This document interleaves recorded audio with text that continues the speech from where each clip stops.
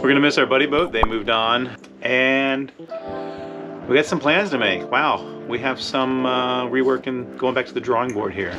In our previous episode, our plans changed because of the sea state, and then again because of a Zoom meeting that Nancy had to make by noon, and finally because our engine overheated. So let me tell you what's happening. The reason Olivia and I are holding up the bed with our back and our shoulders and our neck is because we had to call the audible, turn around, and come back, which is the first for the foster journey, but here we are. The sea strainer is full. Yeah, so we're back in the cabin, and unfortunately our sea strainer, there you go, our sea strainer is under our bed, so it's a little pain to get to. But I think we found the problem. It's not an impeller. It's full of little fish, so we must have went through a patch of fish out there and just sucked them all up. Check this out. Hey, what? Look at me real quick, hang on. Is it sushi for dinner? Oh, no! Oh, we got dinner tonight! Sushi! There's some little fish there, look at that. They look like baby snappers or something. Let's go. There's some more in here too, and of course, I've used this before, so it's rusty. I don't want to lose any of them in there either. Do you want me to hold the camera? Yeah, you can do the video and the mattress. Okay. Oh, God. Oh, gross. He's big. Oh, there's two of them. Oh. Oh, no, it's one. It does look like a baby snake. He stinks. It's a good thing there's no smell-o-vision. See if we can get...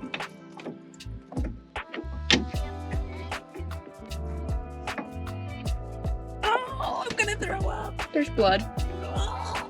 So I think the whole pipe coming from the intake is full of these things. So are we gonna have to blow it out? I'm going to simply leave the strainer open, open the sea cock. Flood our boat. If I've cleared it all, it should flood into the boat. Stop!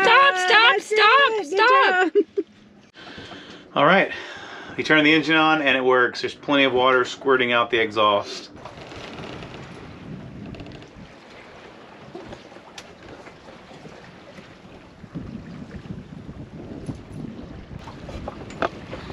All right, let's talk. Hey, how's it going? And welcome to today's video. We want to talk about plans, routes, and the reality of sailing. And so it feels like when you watch YouTube, it's so easy. They make it look so simple and so just everything can be accomplished, and it's just so much fun. Honestly, there's a lot of big emotions that go with this lifestyle and when things go wrong, and so there's been a lot of big feels in Cadence overnight. Yeah, if you saw our last episode, you saw how the thorny ass kicked our ass. You saw how the thorny path got a little rough for us. Add to that a few other things, some insurance difficulties. The Caribbean coverage right now is hard to get.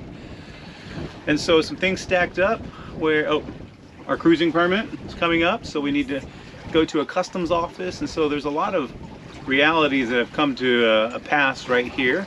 So we're leaving Crooked Island and we're heading northwest tonight, and should be there tomorrow morning sometime to see customs. Which is on Long Island. That is the closest one to the Crooked Islands that we could get to take care of business. 85 nautical miles away. Should take us about 12 hours to get there. So we're gonna have a good hour-long sunset here. And you know, this was never in the plans. And I think there's 3 levels of thinking and strategy when it comes to sailing and traveling. And that's plans, that's your routes, and the reality. Yes. We've never had that opportunity where we've turned around and gone back. We've had many opportunities where we've bailed. We bailed in the middle of Tropical Storm Claudette. We bailed in the middle of a tropical depression we got into early on. And just recently we bailed, you know, on our way to in Eleuthera. We bailed into what was that? Governor's Governor's Harbor. Harbor. So we've bailed and we've adjusted our plans, and that's always worked out, and we've enjoyed every time we've done it. We've enjoyed the things that we've saw along the way. But this time the feelings were so different because we actually turned around and came back to where we were. Yeah, it's a feeling of not just adjustment, but of defeat. And definitely. so you feel like, our goal was here, and now we're going back to where we were, and now we have to go even further back. So, Well, and to put things into perspective, the day before we left, so not yesterday, but the day before, Matt kept saying, man, I just have this strange feeling. Something's not right. We talked weather, we talked plans until we were blue in the face. But he was just having these feelings of something's not right. yeah, we were covered by the goal and not looking at some of the realities. The insurance, the cruising permit, the east wind that we're facing right now this time of year. It's late winter. Strong east winds, the trade winds. So those were the realities that our plans created a blindness to. So I think it was a good move coming back. We're adjusting our plans now, completely huge different plans. We'll share it soon, and that's where planning is all about a dream. There's a goal, but with the reality of sailing, I think those goals and dreams are just as fluid as the oceans we ride. Yes, completely. And now it's the routes that get us there, and so the routes depend on weather and conditions. And there's a lot of times this particular route, the thorny path, I mean, there are certain times of the year that people actually do this route successfully, and it becomes a little less thornless. If you read the book, there are ways to do it, and I feel like, you know, we were here and we thought, okay, we can still do it. It doesn't matter that we're a little past that mark when other people have gone, but it makes a big difference. And when you're out there in those sea states, I feel like if I hadn't been working yesterday and there hadn't been all of these other lingering things, if the engine had went out, we would have probably just pressed on and went even further into the plan without stopping to think and realize there's more to our problem than just sea state. Yeah. And so I feel like all of those things added together to help us make the right choice to come back, take care of our boat, take care of our emotions, and kind of really sit down and rethink, what are we doing and why are we doing this? And, you know, getting that fun and that laughter back into the boat, because it was a really sad night. It was sad, and yeah, because your whole plans get rearranged. And I think what you were saying, you know, early fall, early winter is a good time to do the route. I think early summer, May, early June, when the winds they soften a bit between storms. We had some friends leave Georgetown about 2 weeks before we did. And they had 4 straight days of light wind, mostly motored straight there, calm seas. And for the sailing purists out there, this is not a sailing purist route. This is a against the wind route. It's a reason why they're called trade winds. For centuries, they were consistently relied upon being strong east winds that you could go from Africa and Europe over to the Caribbean. It's not until just recent decades that little leisure sailors like us started going east against these winds. And so, but occasionally you'll get the windows like our friends did, but they left 2 weeks before us.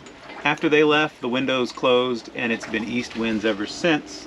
The only way to really do it is just to chip away 6 hours at a time, a little jump here, a little jump there. Or like our buddy in Luperon says, tack like a big dog. Just whatever that means. Big, huge big tacks. tacks. And motor. He has a big motor. So anywho, it's just good to know that the travel and the sailing, it's more than just, I want to go here, what's the route to get there? It's about having bigger plans that can change. It's about knowing the weather and the conditions and the locations for the routes.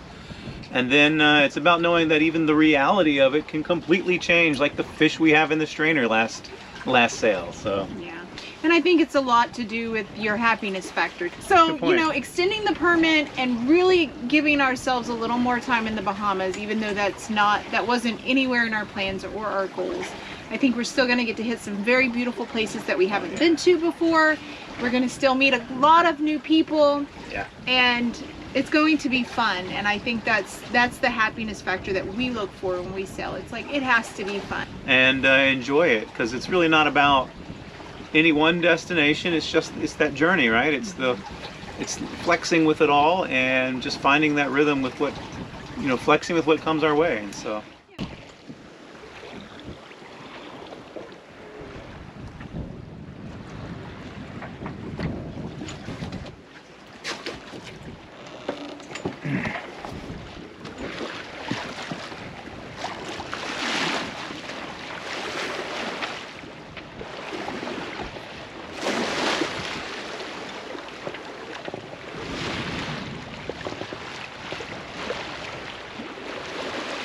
the sun has just set. Nancy and I are here. Olivia's down making a little snack, and we're sailing through the night. Check this out. Do you see the moon? There's the moon. Sunset, moonrise. My kind of sailing right here, people. This is good, Super isn't it? chill. How fast are we going? 5.5, 6 knots. 6 knots, yeah. This is good. We slowed down to reach the reef and the tip of Long Island at sunrise, and were greeted by the harbor where one of Christopher Columbus' ships landed.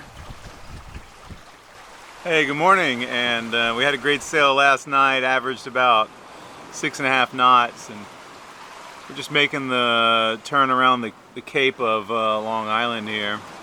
And slow, we got a little current against us. Things get a little choppy around the cape. It's going from several thousand up to like 50 feet of water depth. So the waves kind of churn a bit. And we're just watching the sunrise, really pretty. How was your sleep, Nance? That was rough.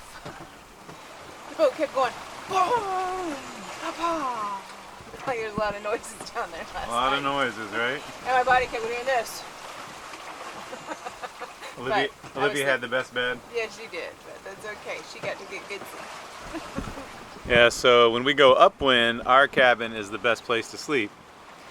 When we go downwind, the Olivia's cabin and the sea berths in the salon are the best place to sleep, and Olivia took the sea berth. I slept out here in the cockpit. Here's the sunrise.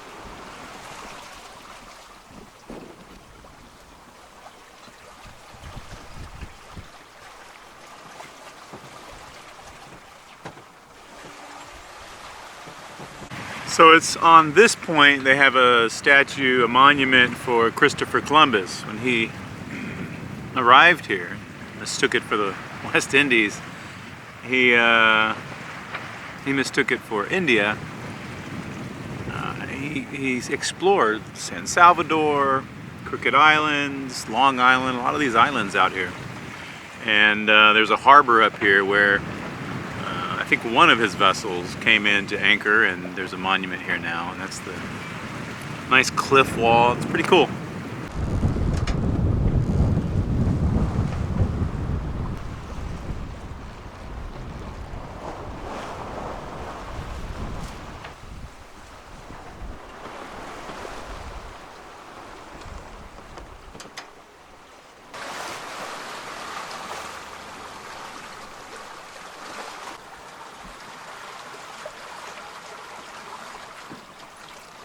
One last thing before we wrap up here. This is anchoring. We're in uncharted territory here. And it's a lot like Fort Pierce where we're at, in that the current is like 1.5 knots here. We had no clue. And the wind is against the current right now. So, just like Fort Pierce, oftentimes you'll be facing the current and not the wind. We've done a couple 360s already. The anchor's down. I'm looking for it. The current is coming from the Exuma Sound, and it's rushing in at 1.5 knots. The wind is coming from Long Island behind me. And the boat is kind of stuck halfway between the two. Current pushing this way, wind pushing this way, and the anchor's kind of behind us. and we're just kind of pulling on it. It's set. Here's the anchor. It's just one of those scenarios.